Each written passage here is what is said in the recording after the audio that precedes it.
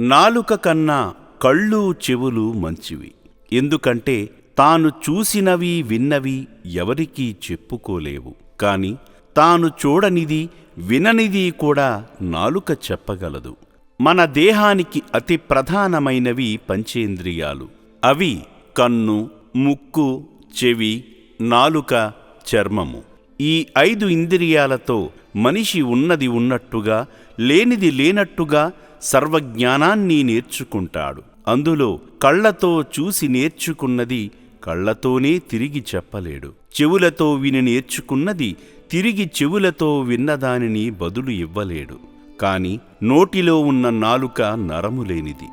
చూసింది చూడంది, విన్నది వినలేని దానిని కూడా చక్కగా కథలు కథలుగా అల్లి మరీ ప్రపంచానికి చెబుతుంది.